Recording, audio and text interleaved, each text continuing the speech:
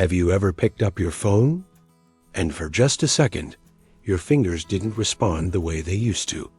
Like there was a tiny delay between what your brain said and what your hand actually did. And you paused, maybe shook it off, maybe told yourself, it's nothing. But deep down something felt off. Now let me ask you something real quick. What if that nothing is actually the very first warning sign your body is giving you before something serious begins? Because here's the truth most people over 60 are never told. Nerve damage in your hands doesn't show up overnight. It doesn't hit you all at once. It creeps in quietly, slowly, almost politely, until one day you realize simple things aren't simple anymore. Holding a cup feels uncertain. Buttoning a shirt takes longer than it should. Writing your name doesn't feel as natural. And suddenly, you're adjusting your life without even noticing it. Now imagine this. There's a man named David. 68 years old, strong, independent, the kind of guy who never asked for help. One morning he's at the kitchen table trying to hold his coffee mug, and it slips just slightly. Not enough to fall, but enough to make him stop and think. And he laughs it off, tells himself he's just tired. But over the next few weeks, little things keep happening. His grip weakens, his fingers feel stiff. There's this strange tingling sensation that comes and goes, like pins and needles that don't quite leave. And before he knows it, he starts avoiding certain tasks. Not consciously, but subtly, he chooses easier things, lighter objects, fewer challenges. And that's how it begins, not with pain, not with panic, but with small, quiet changes that slowly steal control. And here's what's really happening inside your body while all this is going on. Your nerves, the tiny electrical pathways that carry signals from your brain to your hands, are starting to break down. Not completely, not all at once, but gradually, like wires wearing out over time. And when those signals get weaker or slower, your hands don't respond the same way anymore. And the scary part is, most people think this is just normal aging. They accept it, they adapt to it, they don't question it. But what if I told you it's not just aging? What if I told you that in many cases, this kind of nerve damage is actually being accelerated by everyday habits? Things so common you probably don't even think twice about them. Like sitting for long periods, not moving your hands enough, poor circulation, even dehydration, yeah. Something as simple as not drinking enough water can affect how your nerves function. And here's where it gets even more serious. Because once nerve damage reaches a certain level, it becomes much harder to reverse. Not impossible, but much harder. Which means the earlier you catch it, the more control you still have. And right now, if you're feeling even the slightest tingling, numbness, weakness, or stiffness in your hands, your body is trying to tell you something. It's sending signals, little warnings, whispers before the storm. And ignoring those whispers is exactly what leads to bigger problems later on. Now, I'm not saying this to scare you. I'm saying this because you still have time. Your body is incredibly resilient. Even after 60, even after 70, it still wants to repair itself. It still wants to function properly. But it needs your help. It needs you to pay attention, to take action, to stop brushing things off as just getting older, because that mindset alone can cost you more than you realize.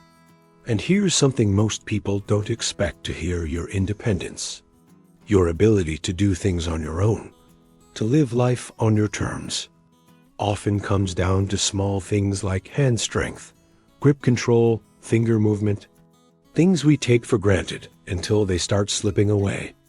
And once they do, getting them back is not easy, which is why what you do right now matters so much. Not tomorrow, not next week, right now, even small changes can make a difference. Like moving your hands more throughout the day, stretching your fingers, improving blood flow, being mindful of how long you stay inactive. Because inactivity is one of the biggest silent contributors to nerve decline. When you don't move, your circulation slows down. And when circulation slows down, your nerves don't get the oxygen and nutrients they need. And over time, they weaken, they deteriorate, and eventually, they fail to function the way they should. And that's when things go from slightly annoying to life-changing. And if you've made it this far, that tells me you're paying attention, you're aware. And that already puts you ahead of most people. Because most people ignore this until it's too late. So let me ask you something. Honestly, have you felt any of these signs in your hands recently? Even just a little? Because if you have, don't just brush it off. Don't just hope it goes away. This is your moment to take control before things get worse. And trust me, you don't want to wait until your body forces you to pay attention, because by then, your options are fewer. Your recovery is slower, and your independence is already at risk. Now here's the part that might surprise you. Because most people think that once nerve damage starts, there's nothing they can do about it. They believe it's a one-way street, that it only gets worse from here, but that's not entirely true. The reality is much more hopeful, but only if you act early enough, because your body has this incredible ability to adapt, to repair, to strengthen what's still functioning. But it doesn't happen automatically. It happens when you give your body the right conditions. And that's where most people go wrong. They wait for a miracle instead of creating the environment for healing. And one of the biggest things that gets overlooked is simple daily movement. Not intense workouts, not anything extreme, just consistent. Intentional movement that keeps your blood flowing and your nerves active. Because when your hands are regularly engaged, when your fingers are moving, stretching, gripping, releasing, you're essentially keeping those neural pathways alive. You're telling your body, hey, we still need this, and your body responds to that. It strengthens those connections. It maintains function. It slows down the decline, and sometimes it even improves what's already been weakened. But when you stop using your hands, when you become more passive, more sedentary, your body starts to let go of those functions. It's efficient that way. It doesn't maintain what it thinks you don't need. And that's why inactivity is so dangerous, especially after 60, because it accelerates everything. Muscle loss, joint stiffness, and yes, nerve deterioration. And then there's nutrition. Something so basic yet so powerful. Your nerves rely on specific nutrients to function properly. Things like B vitamins, healthy fats, proper hydration. And when your body doesn't get enough of these, your nerves suffer. They become more vulnerable, more fragile, more prone to damage. And over time, that damage adds up, and suddenly, you're dealing with symptoms that feel like they came out of nowhere, but in reality, they've been building up for months, even years. And here's something else people don't talk about enough: the mental side of this. Because the moment you start telling yourself, this is just how it is now, you stop trying. You stop pushing back. You stop looking for ways to improve. And that mindset alone can speed up the decline more than you realize. But when you shift that mindset, when you decide, I'm not giving this up without a fight, everything changes. Your actions change, your habits change, your outcomes change, and suddenly, you're not just reacting to what's happening. You're influencing it. You're taking control. And that's a powerful place to be, especially at a stage in life where control can feel like it's slipping away. So let me ask you one more time. Are you going to ignore the signals your body is sending you? Or are you going to take action while you still can? Because the difference between those two choices is bigger than you think. It's the difference between maintaining your independence and slowly losing it. It's the difference between confidence and frustration, between living life on your terms and adjusting to limitations you didn't have to accept. And if this message is hitting home for you right now, don't keep it to yourself. Share it with someone who needs to hear it, a parent, a friend, anyone over 60 who might be going through the same thing without even realizing it. Because sometimes the information we share can change someone else's life in ways we don't even see. And before you move on, I want you to do something simple but important. Just take a moment and notice your hands, move your fingers, feel your grip. Pay attention to what your body is telling you right now, because awareness is the first step, and action is the next, and the sooner you take that step, the better your chances of protecting what matters most. Your strength, your independence, your ability to live freely without relying on others. And remember this, your body doesn't fail you overnight. It gives you signs, it gives you time, it gives you chances, but it's up to you to listen, to act, and to take control before those chances run out. If there's one thing you take away from everything you just heard, let it be this: don't wait for your body to force you into action, because by the time it does, you're no longer choosing. You're reacting, and there's a big difference between the two. One gives you control, the other takes it away slowly, quietly, and sometimes permanently. So instead of treating those small signs in your hands like background noise, treat them like early warnings, like your body tapping you on the shoulder saying, "Hey, something needs your attention." Because ignoring that tap is exactly how people end up months or years down the line, wishing they had done something sooner. And the truth is, you don't need to turn your life upside down to make a change. You don't need complicated routines or expensive solutions.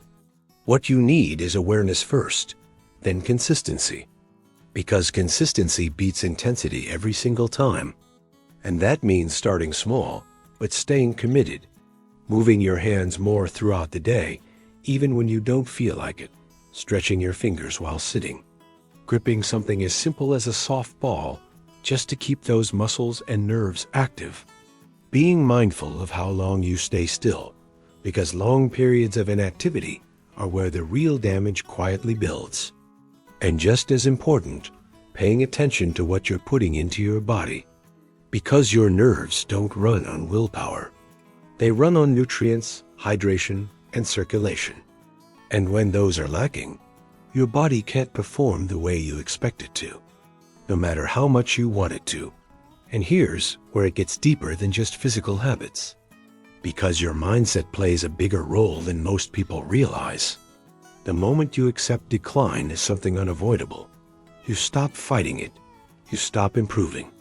You start adjusting your life around limitations that didn't have to be there yet. But when you decide that you're still responsible for how your body performs, even after 60, even after 70, you shift from passive to active, from acceptance to control, and that shift alone can change everything. Not overnight, not instantly, but over time in ways that compound and build into real results. And the people who maintain their strength, their independence, their confidence as they age, are not the ones who got lucky. They're the ones who paid attention early and stayed consistent when it mattered. So don't underestimate the power of what feels small right now. Because small actions repeated daily become the difference between staying capable and slowly losing that capability. And if you're sitting there thinking, "I'll start later," or "It's not that serious yet," understand this later is exactly what turns manageable problems into permanent ones. And "not that serious" is exactly what people say right before it becomes serious. So instead of waiting for the perfect time, use this moment right now as your starting point.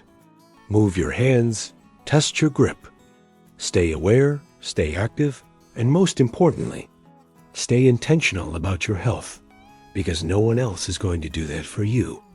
And the life you want to keep living, the independence, the confidence, the ability to do things on your own terms, that doesn't stay by accident. It stays because you made the decision to protect it before it started slipping away. So take this seriously, not fearfully, but intentionally. Because the goal isn't just to live longer, it's to live stronger. And that strength starts with the choices you make today.